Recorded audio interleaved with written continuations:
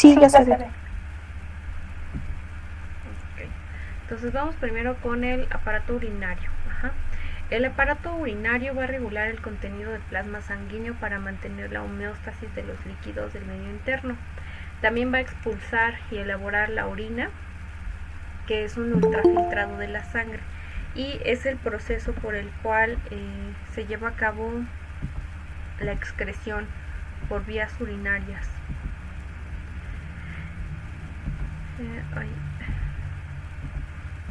Entonces, ¿de qué está compuesto? Bueno, primero de los riñones, que son un órgano par, o sea, tenemos dos. Ajá. Tienen una forma arriñonada, vaya, como de frijol o de haba, y está localizado en la parte posterior de la cavidad abdominal. De manera interna, los riñones tienen una corteza, que es esta zona de aquí, y tienen una médula, que es esta zona de acá. Entonces, cada uno tiene una pirámide, ajá, y esas pirámides también se dividen en corteza, que es la parte de aquí, y médula, que es la parte más interna. Ajá. Esta es una pirámide y pueden ver aquí la corteza y la médula. Vamos a ver por qué es importante.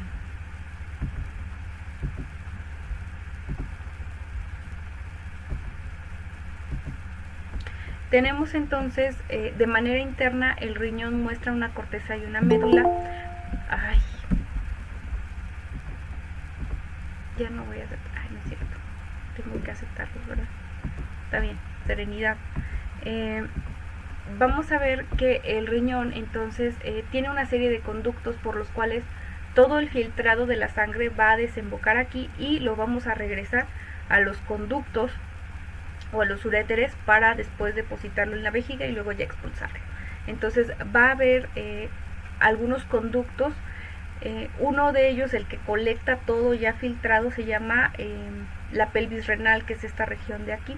La pelvis renal va a dar lugar a los uréteres y estos van a pasar todo lo que denominamos vías urinarias. Entonces, ese es el riñón. Ajá. La función más conocida del riñón es la de excretar desechos del metabolismo celular, pero también es la de filtración de la sangre. Entonces va a quitar de toxinas, de cosas que no utilizamos y las vamos a desechar, y las que sí utilizamos, bueno, las va a recircular.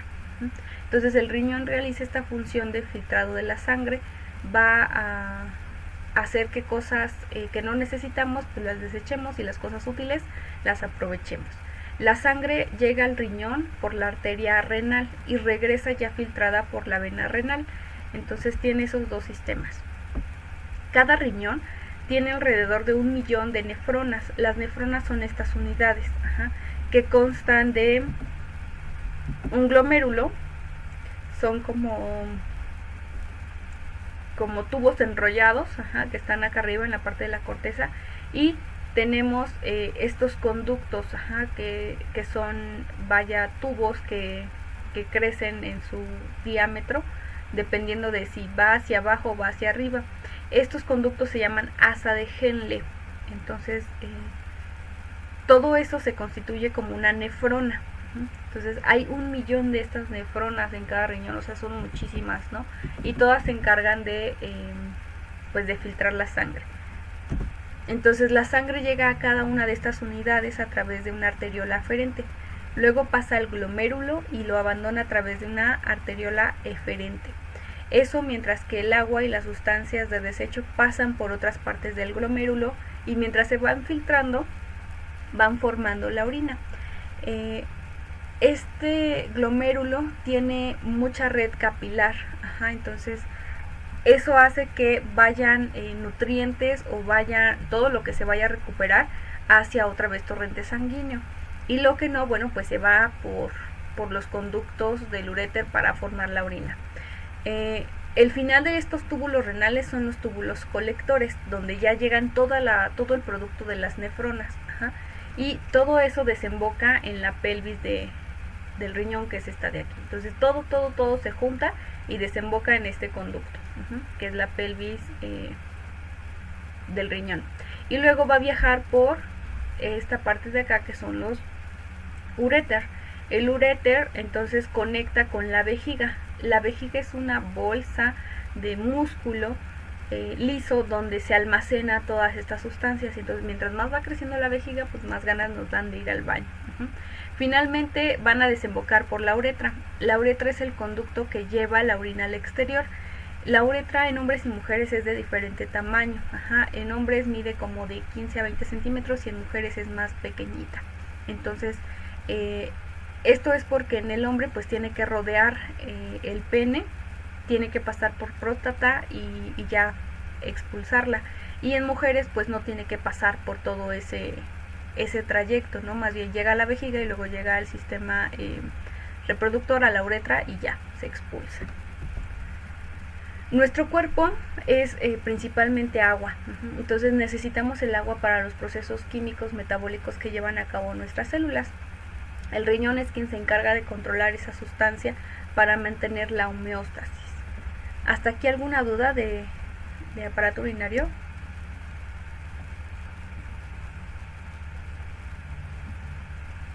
No, profesora. Okay. Ahora, viene el aparato reproductor. El aparato reproductor también se conoce como carácter sexual primario. Cuando un niño o una niña nace, lo primero que hacen es voltearla a ver si es niña o niño, ¿no? Entonces, ese es el carácter sexual primario.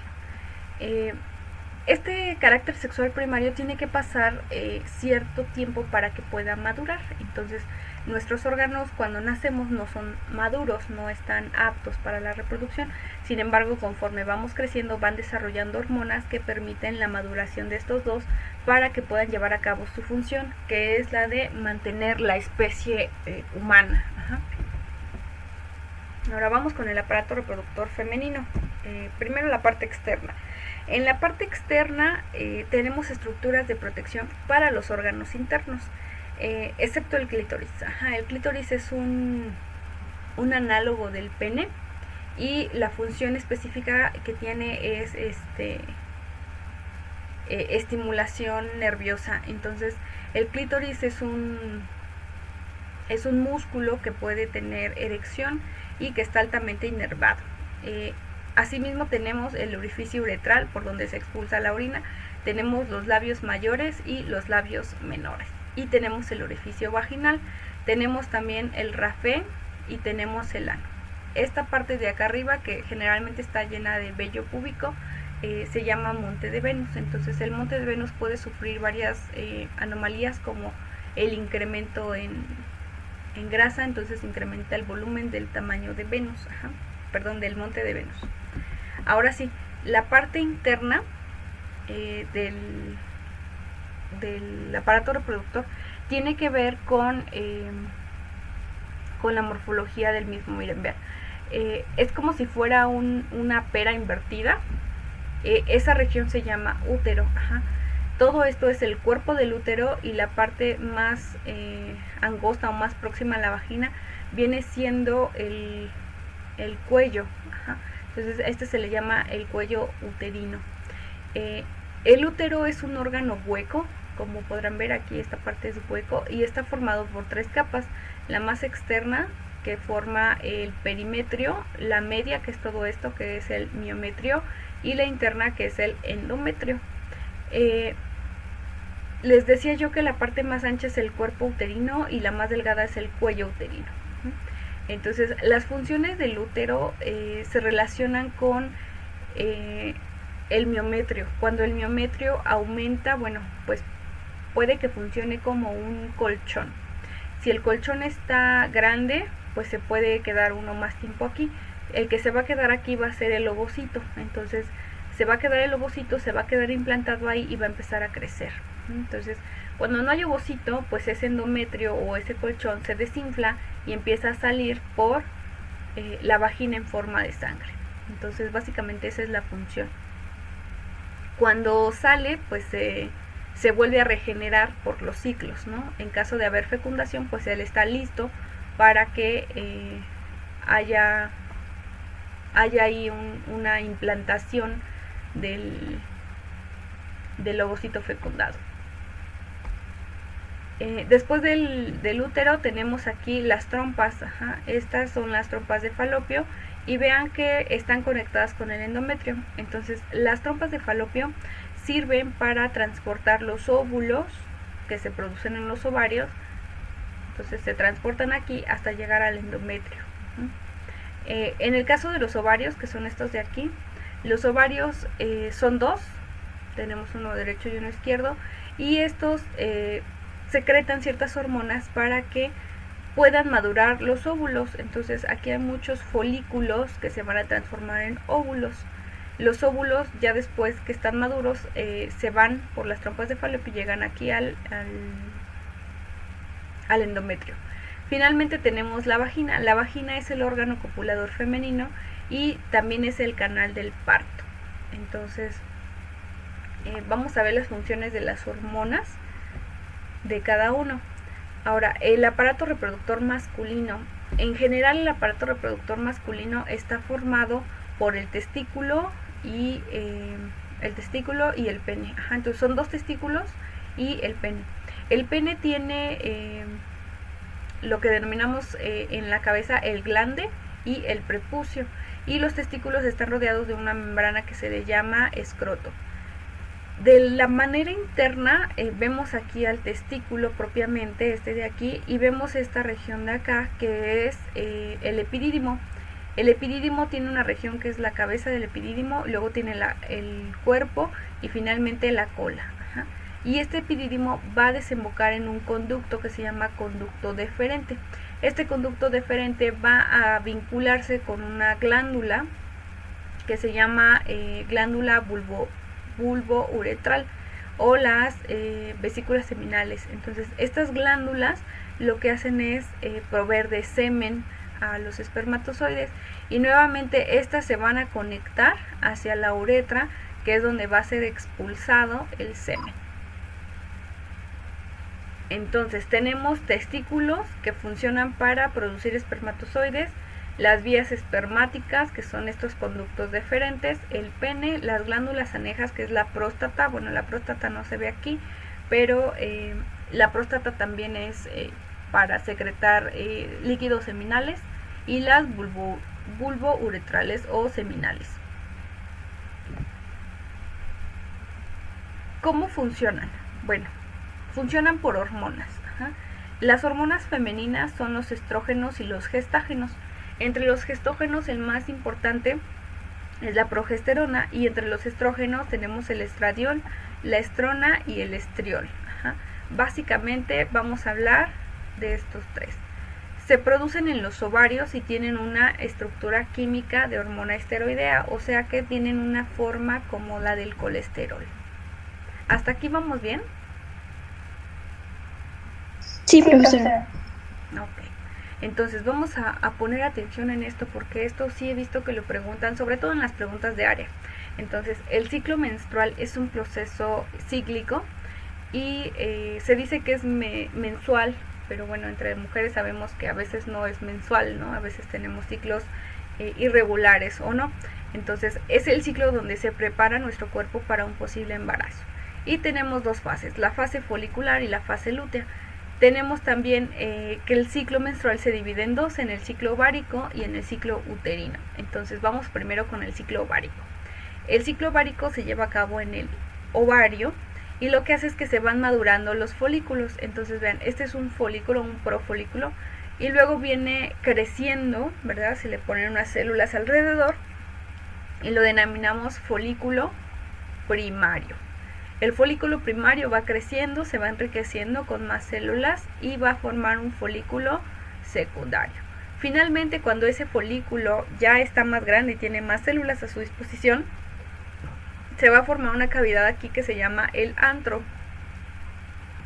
Y el antro va a servir de nutrición para el óvulo. Entonces, este folículo maduro se llama folículo de Graf.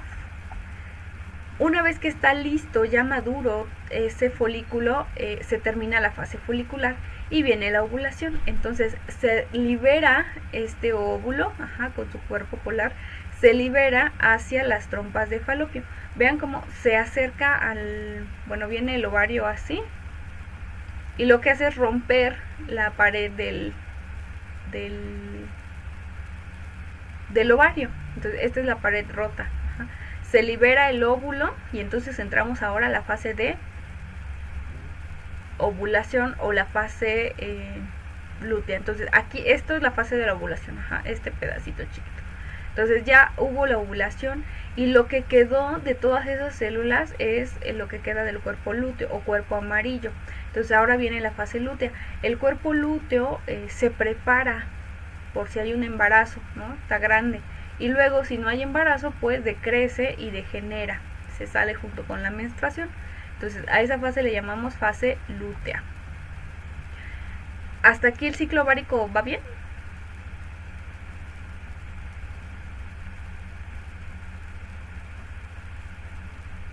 Sí, profesora. Sí. Gracias. Ahora vamos con el ciclo uterino, o sea, lo que pasa en el útero, en el endometrio. Este de aquí es el endometrio, es el colchoncito que les digo. Y está inervado de vasos sanguíneos, por eso se ven aquí estas cosas como rojitas que son sangre. Entonces, fíjense, el endometrio va a crecer dependiendo de la fase en la que estemos. Cuando estamos en la fase lútea, perdón, en la fase folicular, donde se está formando el folículo, el endometrio no es prominente, ajá, tiene un tamaño normal, un colchón normal. Conforme vamos acercándonos al folículo de Graf, va a ir aumentando, o sea, se va a hacer más acolchonado, va a haber mayor irrigación sanguínea, y entonces se va a volver así como un colchón de esos, de doble colchoneta, ¿no? Muy, muy grande. Luego, cuando viene la ovulación, empieza todavía a sacar más acolchonadito. Cuando tenemos el cuerpo lúteo, vean, está en su máximo esplendor. Ajá. Pero cuando ve que ya no va a haber una fecundación, pues entonces se deshace, ¿no? Y todo se rompe y es lo que viene como la menstruación. Todos esos vasos sanguíneos pues se rompen y entonces es cuando viene el sangrado. Ese es el ciclo uterino. ¿Qué pasa con las hormonas? ¿Hasta aquí vamos bien? ¿Ciclo uterino y ciclo ovárico? Sí, profesora. Bueno, ahora vamos con las hormonas. El control hormonal viene dado desde la hipófisis. La hipófisis se encuentra en el cerebro. Entonces, la hipófisis, dependiendo de las fases del ciclo ovárico y de las hormonas, nos va a dar una señal. Entonces, el ovario produce hormonas y la hipófisis también. Cuando el ovario está en la fase de maduración del folículo, vean como cuando está el folículo de Graf, los estrógenos ya están en su máximo esplendor, entonces empezamos a subir estrógenos. Cuando tenemos un pico máximo de estrógenos, en el cerebro llega una señal que nos dice, oye, tenemos muchos estrógenos, ¿qué hacemos? Ah, pues eso promueve la liberación de la hormona folículo estimulante o conocida como FSH. Entonces se estimula el folículo. A su vez, con esta estimulación también se estimula la producción de hormona luteinizante del cuerpo lúteo, por si lo quieren hacer la analogía. Entonces empiezan a aumentar estos niveles y esos niveles hacen que los estrógenos se caigan porque ya no hay folículo. Entonces se caen los estrógenos, pero empiezan a producir la progesterona. Entonces la progesterona empieza a aumentar. Y como ella empieza a aumentar tanto, inhibe los niveles de FSH y de LH. Cuando ya no hay esta estimulación, la progesterona lo que hace es mantener el endometrio, inflado. Ajá. Entonces, tenemos ahí el endometrio, nuestro cuerpo lúteo está viviendo, pero cuando pasa más tiempo y no hay fecundación, entonces empieza a degenerar este cuerpo lúteo y por lo tanto empieza a bajar el nivel de progesterona. Cuando empieza a bajar el nivel de progesterona, empieza a aumentar poquito el de FSH y el LH, pero es cuando viene la menstruación. Entonces cuando tenemos la progesterona baja es porque estamos ya en nuestro periodo. ¿Se entiende eso?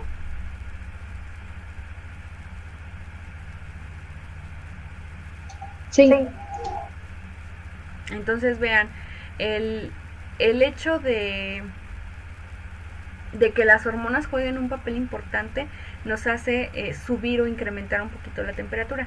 La temperatura corporal de una persona está entre los 36 y los 37 grados. Ajá. Aquí el caso dramático es el siguiente. Tenemos a una mujer que en su fase folicular pues tiene una temperatura, ajá, pero cuando está en la ovulación aumenta su temperatura ligeramente. Y ligeramente voy a hablar de entre 0.5 y 0.7 grados, casi un grado, ¿no? No más de un grado. Ajá. Entonces muchas mujeres monitorean su temperatura corporal y cuando ven que aumenta, entonces dicen, cuidado, estoy en la fase fértil, ¿no? Porque ya está la ovulación, está el cuerpo lúteo, está todo tu endometrio listo para recibir a la fecundación. Y entonces cuando hay fecundación, pues puedes quedar embarazada. Cuando baja otra vez tu temperatura, entonces se acerca la menstruación. Entonces por eso se considera como un método anticonceptivo, pero bueno, no es muy eficaz. Así que cuidado con eso. ¿Vamos bien? Profesora, yo tengo una con la temperatura. Sí, dígame. Es que, bueno, por ejemplo, o sea, entonces a qué temperatura es cuando empieza la ovulación, según esto. Bueno, cada persona tiene una temperatura en promedio normal, ¿no? En general, todos los humanos tenemos una temperatura promedio de entre 36 y 37, algunos hasta 37.5 y se considera normal. Usted tiene que tener un calendario, entonces usted va relacionando, no sé, día 1 al día 14 mi temperatura fue esta, ¿no? 36. Y el día 14 subió a 36.7. Entonces ese día probablemente tenga usted la fase de ovulación en su máximo esplendor. Si se sigue monitoreando la temperatura hasta el día más o menos, no sé, 25, que es como por aquí, va a tener o va a mantener esa temperatura constante, o sea, va a llegar, no sé, 36.7, ¿no? Y luego 36.75 y luego 36.6 y así, entonces van a cambiar décimas, pero va a seguir manteniendo un nivel de temperatura constante. Y luego cuando desciende, entonces es que ya va a empezar otra vez su menstruación. Ok, muchas gracias, profesora. No, de qué. Bueno, continuando con eso, es importante el ciclo menstrual. Entre mujeres sabemos que el ciclo menstrual no necesariamente tiene que durar 28 días, a veces dura más, a veces dura menos, pero bueno, eso va a depender de muchas cosas. Entonces, en general, en la mayoría de la población en algún momento se determinó que son 28 días y por eso decimos que es el ciclo menstrual de 28 días. En una regla hipotética tenemos del día 1 al día 28 y entonces los primeros 5 días los tenemos de menstruación donde está proliferando el folículo. Tenemos más o menos 11 días donde el folículo está creciendo y luego tenemos un intervalo de 5 días donde se lleva a cabo la ovulación. No podemos saber exactamente aquí en este día yo ovulé, ¿no?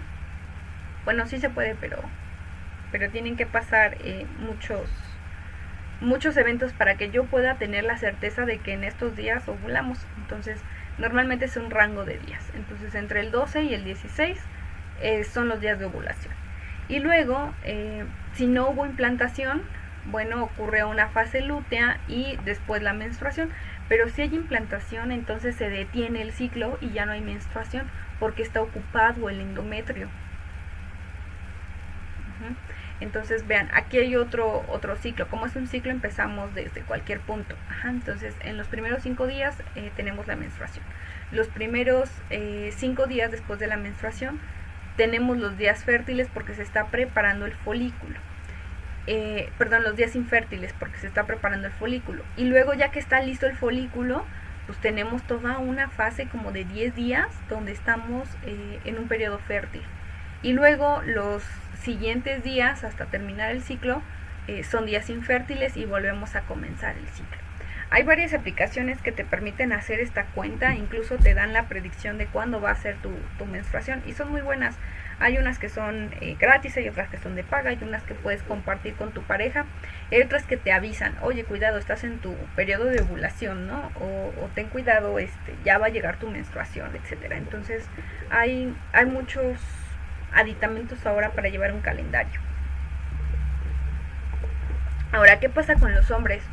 Los hombres no tienen un ciclo menstrual, pero también tienen ciclos de hormonas. Entonces, también tienen hormonas de la hipófisis, o sea, cerebro les va a decir secreten hormonas, ajá, y los testículos también son los encargados de dar la señal. Entonces fíjense, viene la señal del hipotálamo, como en las mujeres, va hacia la hipófisis, y de aquí va la señal hacia los testículos. Este de aquí es el testículo y este es el epidídimo. Entonces, cuando un espermatozoide, perdón, cuando un testículo empieza a madurar, empieza a secretar testosterona, pero esto lo hace por la acción de la hipófisis. La hipófisis empieza a secretar hormona luteinizante y esta va a llegar a las células de Leydig. En el testículo, si yo hago un corte del testículo, voy a ver que está compuesto de muchas células. Unas de ellas son las células de Leydig. Las células de Leydig se van a empezar a estimular para producir testosterona. Y la testosterona ahorita vamos a ver que nos lleva a muchas otras cosas, cambios en el cuerpo. También en el testículo vamos a encontrar estas células de aquí como verdes, que se llaman células de Sertoli. Estas células de Sertoli lo que van a hacer es proveer nutrientes para que estas células que están aquí, que se llaman espermátidas, puedan llevar a cabo la meiosis. Y cuando hagan meiosis van a dar lugar a los espermatozoides. Ese proceso se llama espermatogénesis, o sea, hace formación de espermatozoides. Eso lo hacen bajo la acción de la FSH. Entonces, en el hipotálamo se secreta la hormona folículo estimulante, que estimula las células de Sertoli, que estimulan la espermatogénesis. ¿Sí, vamos bien? Sí. Ok. Luego, cuando ya hay demasiado, estas células también van a secretar la inhibina. La inhibina, como su nombre lo dice, inhibe la hipófisis y le dice ya, suficiente de hormonas, ¿no? Entonces se detiene el proceso. ¿Vamos bien? Sí. Bueno, a esa detención del proceso se le llama retroalimentación negativa. La testosterona tiene un origen esteroideo, proviene de esteroides y por lo tanto tiene una función más bien tiene una estructura similar a la del colesterol. Entonces va a regular otras funciones en el hombre. Yo siempre digo que regula las características secundarias, o sea, de caracteres sexuales secundarios. ¿Y cuáles son esos? Bueno, pues son todos los que nos pasan en la secundaria. Chicos, ¿qué les pasó de la primaria a la secundaria? ¿Se acuerdan cómo eran antes y cómo eran en la secundaria? ¿Qué cambió? Un crecimiento de masa muscular y de vello. Ajá. Y creces de estatura en la región de la estatura. Ajá. Sí, todas esas cosas son las que produce la testosterona. Entonces empieza a crecer el vello facial, el vello corporal, ¿no? En todos lados. La masa muscular empieza a aumentar, la densidad ósea, el incremento de la libido, cambio de voz, etcétera. Entonces, todos esos caracteres secundarios sexuales se dan a través de la testosterona. Entonces, la testosterona también cumple otra función, no solo la de estimular la producción de espermatozoides.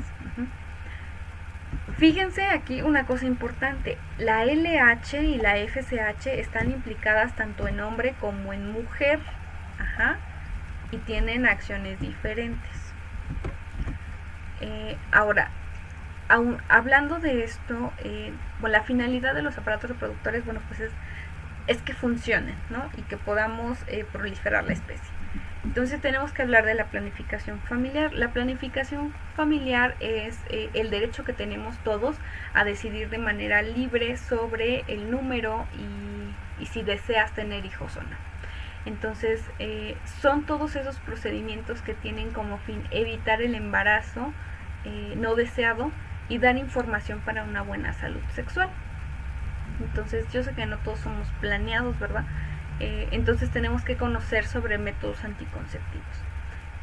Generalmente hay más métodos anticonceptivos para mujer que para hombre. Entonces tenemos los naturales y los artificiales y los quirúrgicos y los hormonales y los mecánicos. Entonces tenemos un montón de métodos anticonceptivos. Vamos a analizar algunos, los principales, y comentamos después. En el hombre el más famoso es el preservativo, ¿no? El condón.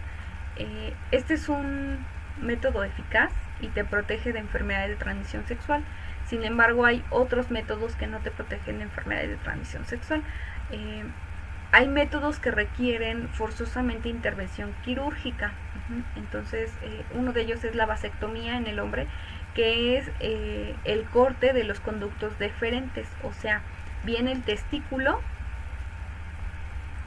y les dije que había una glándula pegada que, ¿cómo se llamaba? Que parecía chicle.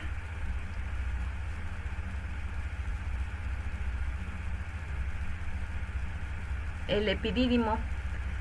Entonces los espermatozoides se generan aquí y van viajando por el conducto deferente. Este es el conducto deferente.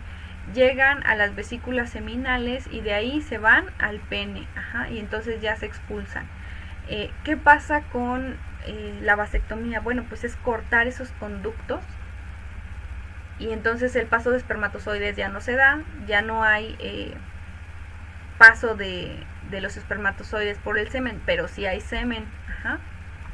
Lo que no tiene son espermatozoides. Entonces esa es la vasectomía. Y en la mujer lo que hacen es cortar o ligar las trompas de falopio, de tal manera que el ovario estaba conectado a la trompa de falopio que llegaba al útero, y entonces si corto aquí ya no puede pasar el óvulo. ¿Sí? Entonces esos son los métodos quirúrgicos. En mujer se llama salpingoclasia, y en hombre se llama vasectomía. Ahora, también hay condones para mujer, sin embargo son más caros y son menos comunes. Hay otros dispositivos mecánicos como el DIU. ¿Alguien sabe qué es el DIU? Dispositivo intrauterino. Es un dispositivo intrauterino y se pone dentro del útero. Entonces es como una T. Ahorita hablamos de esa.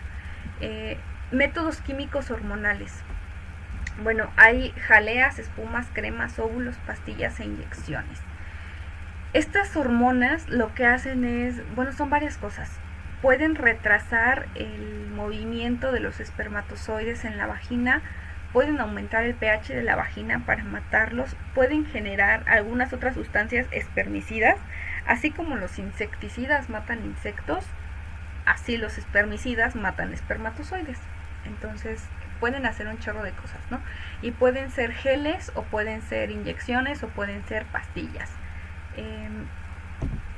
El DIU es esta T de aquí, y se pone en el útero, de tal manera que bloquea el paso de los espermatozoides. Entonces viene el espermatozoide bien contento y pues hay una barrera, ¿no? Entonces impide el paso de los espermatozoides. Después estos mueren porque el pH de la vagina pues es muy alto, entonces mueren, y como no pueden pasar, pues no pasa nada.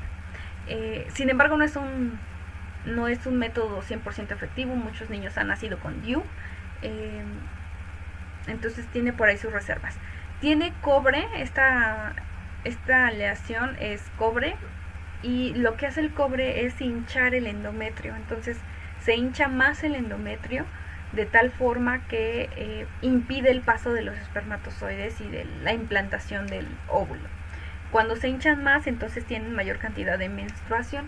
Pues las personas que tienen DIU o se han puesto DIU alguna vez tienen más cantidad de sangre en la expulsión, en la menstruación. Otros son las píldoras anticonceptivas que liberan hormonas. Levonorgestrel. La pastilla del día después contiene lo siguiente: levonorgestrel, que son pequeñas cantidades de hormonas que te ayudan a que no haya una fecundación rápida. Retrasa el paso de los espermatozoides y hace que tu ovulación sea un poco más lenta. Entonces eso trata de impedir que haya una fecundación. Lo que pasa con las píldoras anticonceptivas que se tienen que tomar de forma periódica es que si tienes que cumplir un calendario, si se te olvida alguna pastilla, entonces vuelves a empezar. Y pues son pequeñas cantidades de hormona que estás tomando. Hay anillos hormonales que liberan hormonas también. Hay parches anticonceptivos que también liberan hormona. Están las inyecciones, los implantes. Bueno, el condón no tiene hormonas hasta donde yo sé, pero sí puede tener algún agente espermicida. El condón femenino les decía que es mucho más caro que los masculinos, y en algún momento leí que estaban promoviendo o estaban tratando de hacer un condón femenino que pudiera reutilizarse, porque como son muy caros, pues que los pudieras utilizar 2 o 3 veces, ¿no? Que se lavara y luego se volviera a utilizar. La verdad no sé cómo haya evolucionado esa parte, pero pues no son tan comunes. Pero no creo que afectaría demasiado con la transmisión sexual. A ver, otra vez por favor. Que si no cree que afectaría eso. Que si no creo que qué. Que si Que afectaría. Que afectaría. por la transmisión sexual. Sí, probablemente sí. Les digo que fue una nota así como salió incluso también con la inyección para los testículos, porque están inyectando un gel, ¿no?, en los testículos que impide la expulsión de los espermatozoides. Pero no sé, les digo, era una idea que por ahí surgió en algún momento, pero no se ha dicho nada. Entonces seguimos como en ceros, ¿no?, con el condón femenino. Podría afectar, sí, probablemente. Tiene que tener una esterilización, ¿no?, antes de volverse a usar, no solamente como el lavado, sino una esterilización, porque pues sí, efectivamente, no todos estos métodos nos protegen de las enfermedades de transmisión sexual, y de hecho ese es a lo que iba. Cada método que decidan usar pues tiene un riesgo, ya sea de embarazo o de enfermedad de transmisión sexual. Entonces, estas enfermedades se adquieren por contacto sexual de una persona infectada. Entre los casos más famosos, porque hay muchos, tenemos gonorrea, que viene por una bacteria que se llama Neisseria gonorrhoeae. Los síntomas, bueno, son ardor al orinar, secreción de pus, fiebre, dolor, y el tratamiento es antibiótico.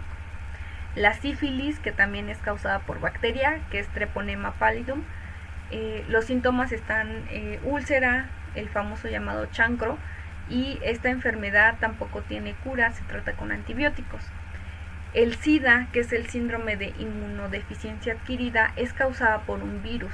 Entonces el virus ataca a los linfocitos, y los linfocitos, pues al no poder actuar, no tenemos una respuesta inmune buena, y por lo tanto puede llegar cualquier otra enfermedad y nos pega muy feo. Entonces pues es una enfermedad mortal, porque debilita nuestro sistema inmune y no hay un tratamiento todavía para controlarla.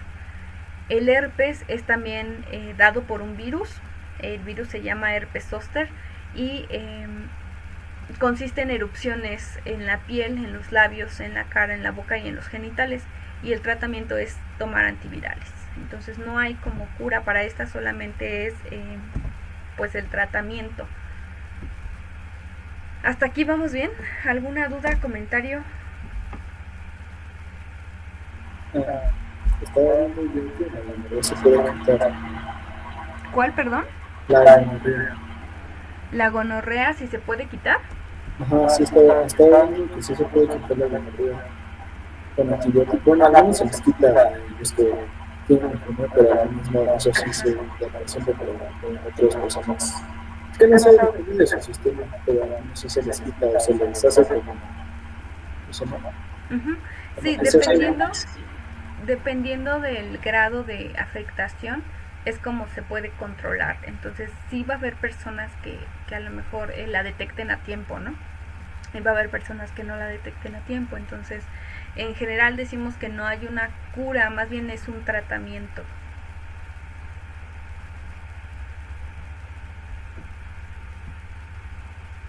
Maestra, Sí. también para el SIDA ya estaban avanzando un poco con la vacuna, ¿no? La verdad no sé, hasta donde yo me quedé, no, todavía no había. Lo que pasa con el VIH, que es el virus, eh, es que ataca a los linfocitos CD4. Entonces los linfocitos CD4 y CD8 mueren y los linfocitos son los que nos ayudan a responder ante respuestas de patógenos, que los patógenos quieran entrar a nuestro cuerpo, ellos son los que los destruyen. Entonces si no tenemos esos, la verdad es que uno muere por cualquier otra enfermedad, porque ellos nos están debilitando. Entonces la enfermedad en sí del virus es pues consecuencia de lo que nos mata. Sí, creo que como que estaba diciendo mi compañera, sí llegué a escuchar, bueno, cuando estaba empezando la pandemia, sí llegué a escuchar que en Brasil una persona que tenía SIDA se ofreció, o sea, se hizo diagnósticos y todo eso, y resultó que ya no tenía SIDA, pero ya no sé si se aplicó la vacuna. No me acuerdo muy bien, pero sí que de un caso así fuera. Vaya, no, pues no sabía eso.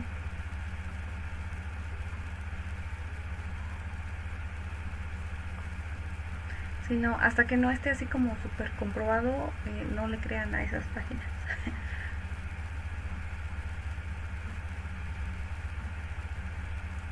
Bueno, seguimos con preguntas.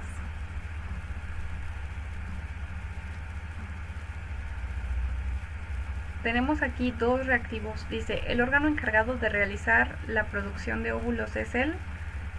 ¿Qué contestan? ¿A, B, C o D? ¿Sí, no? Sí. C sin titubearlo, ¿no? La producción de óvulos, acuérdate, es el ovario. Ajá, el ovocito es la célula ya fecundada. El testículo, bueno, pues los testículos producen espermatozoides, ¿no? Y el útero es donde está el endometrio, ¿no? Él no produce nada. La siguiente, identificar cuál de las siguientes hormonas inicia en el hombre el desarrollo de sus características sexuales masculinas. Testosterona. La B. La B. B, testosterona. Ajá. La progesterona, también los hombres producen progesterona, pero no es la responsable de los caracteres sexuales masculinos. La luteinizante, pues también la produce, pero no. La luteinizante era la que estaba en el testículo, ¿no? Y la oxitocina Se produce, creo que cuando nace los bebés, es un químico. No me acuerdo muy bien, pero es un químico que se la oxitocina, sí, exactamente. La oxitocina es una hormona que se llama también la hormona del placer. Entonces, la producen tanto hombres como mujeres. Sin embargo, las mujeres tienen una producción más alta cuando van a dar a luz a un bebé, porque la oxitocina permite la contracción de el útero. Entonces, a veces se les inyecta oxitocina exógena a las mujeres para que haya más dilatación del útero y pueda salir el bebé por el canal de parto. Sin embargo, se produce oxitocina en pequeñas cantidades cuando el hombre está en el acto sexual y llega al orgasmo, entonces es también considerada la hormona del placer. También hay oxitocina cuando las mujeres están amamantando. Y ya creo que ya son las opciones. Otras respuestas. Otros reactivos. Solo después de la se considera que es un embarazo que no puede interrumpirse con anticonceptivos. La fecundación, ¿no? Escuché por ahí la D. No, B.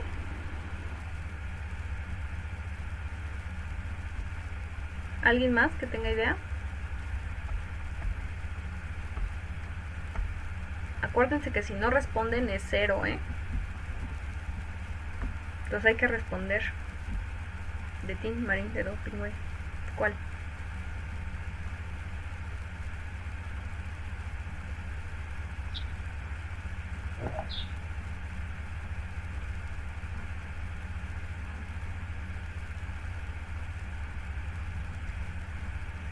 ¿No? De la B. La B también. Bueno, la respuesta es la C, ajá, después de la implantación. Cuando hay ovulación, pues no se considera embarazo, ¿verdad? Cuando hay fecundación sí se considera un embarazo, pero todavía puedes interrumpirlo. Sin embargo, cuando el bebé ya se pegó al endometrio, bueno, el ovocito ya se pegó al endometrio, entonces ya hay que meter otro método que no es anticonceptivo, ¿no? Ya tienen que practicar un aborto. Entonces, el aborto puede ser de otras formas, pueden introducir un tipo gancho en el útero y rasgar la pared del útero para provocar así la menstruación. Entonces, con eso ya se va todo. Entonces la fecundación pues es la formación del ovocito, entonces ese todavía se puede deshacer con anticonceptivos. Sin embargo, la implantación ya no. En el ciclo menstrual de una mujer, cuando la hormona FSH y la LH llegan a su punto máximo, en ese momento la mujer empieza la fase denominada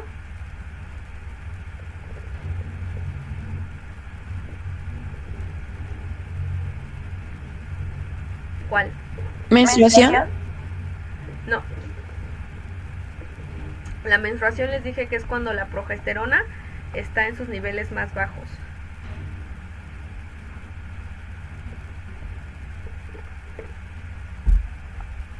Entonces, esta es progesterona, niveles bajos. FSH y LH llegan a su punto máximo. Empieza la fase de ovulación.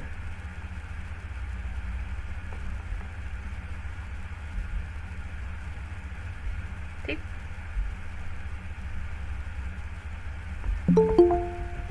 Vean acá. Aquí están. Ajá. La LH y la FSH. Y el punto máximo es cuando está en la fase de ovulación.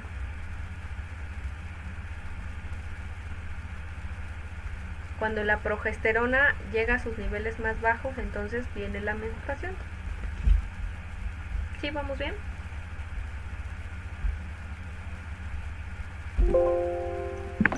Sí, profesora. Va que va. Bueno, chicos, pues eso fue la sesión de hoy. Ya les pasé el link. ¿Tienen alguna duda? No. Ahí está el link. Entonces, si me regalan el pase de lista, por favor. Y no se olviden que el domingo nos vemos a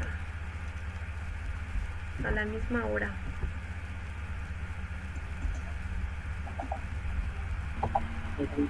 Gracias, hasta luego. No, de que cuídense mucho. Gracias. Gracias, profesor. Gracias, hasta luego. Gracias, hasta luego. Hasta luego, profesora. Hasta luego. Adiós. Suerte Gracias. para los que presentan examen.